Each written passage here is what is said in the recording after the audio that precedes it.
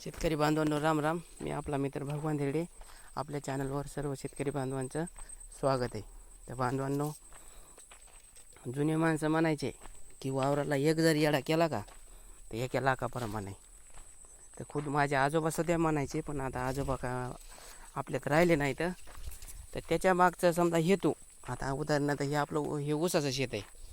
तर ह्या ऊसाच्या शेताचं येडा करत मी असताना तर तुम्ही पाहू शकता, तर चौकडी ह्या अशा भगळी पाड्यात, म्हणजे भगळी पाड्यात रान समजा कडक झालं आहे. मग या भगळी पाड्याला हे काय आपल्याला सांगतात की ह्या ऊसाला पाण्याची गरज आहे. आता हे पाहू शकतात भगळी. हे बघा इकडे मी मध्ये बी येतो ऊसामध्ये. हे बघा हे कुठवर बी म्हणजे मदत, आता काय एवढं काय शिरता येत नाही, पण भगळी पाड्यात. मग ह्याचा अर्थ असा होतोय की हे रान पाणी मागायले. अगर हे रान पाण्याला आले, हे ह्याच्या पाठीमागचं हे कारण आहे. म्हणजे रान सांगतंय आपल्याला. आता खरोखर बोलत नाही, पण आपण समजून जायचं. आता हे इथं पाहू शकता तुम्ही किती भगळी पाड्यात, म्हणजे ह्या ऊसाला पाण्याची गरज आहे. मग तेच त्याच्या पाठीमागचं कारण आहे की एक येडा एका लाखाप्रमाणे. तर ते पैशामध्ये नसून आपण आता समजा येड्याला आलोत की आपल्या बघण्यात येते की आपली जमीन समजा पाण्याला आली का. आता हे ऊस आहे समजा आपला, अगर समजा बांधाला म्हणा, अगर शेजारच्या वावरात पडाय का, अगर समजा ऊसाला डुकरं लागलेत का, तर ते आपण येडा करीत असताना ह्या गोष्टी आपल्याला जाणवत्यात.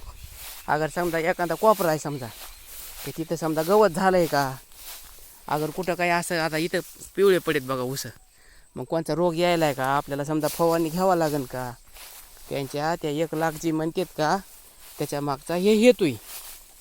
आता काय एक येडा मारला की 1 लाख रुपये म्हणले, मग दिवस येड्याने माझे 10 येडे हाणले की झाले 10 लाख. पण तसं नाही ते, की ते असंच आहे की येडा आपण मारत असताना ते आपल्या लक्षात येतं आहे की एखाद्या कोपऱ्यामध्ये वानेरं घुसलीत का, वानेराचा ताप असला तर, अगर डुकरं घुसलीत का, अगर दुसरा काही ताप असला समजा. आता हे पाण्याला समजा, आता हे तर तुम्ही पाहू शकतात वाळलेलं आहे. मग ही जमीन पाण्याला आली का, की त्याच्या मागचा हे हेतूय. जुने लोक जी म्हणायचे का ते हेतूय. आणि जर आपण समजा ही येडा करण्याची पद्धत उदाहरणार्थ मोडली, आणि ती मोडकलीला बी आली म्हणावं लागेल, आता त्यात काय समजा हरकत नाही म्हणण्यात. मग आपल्याला काय कळणार आहे की बाबा आपलं रान पाण्याला आलं आहे का. अगर समजा तिकडं आपला ऊस आहे समजा, कोणी शेजाऱ्या पाजाऱ्याने तोडून नेला आहे का. मग ह्या गोष्टी आपण येड्याला गेलो तरच आपल्याला लक्षात येणार आहे. नाही तर घरात बसून इकडंच गप्पा हाणून आपल्याला त्याचा मेळ लागणार नाही. मग त्याच्यासाठी ते लोक येडा करीत. सकाळी म्हणा, संध्याकाळी म्हणा, तुमचा दिवसाचा टाईम ठरवून ठेवायचा आणि त्या टायमाला एक येडा केलाच पाहिजे.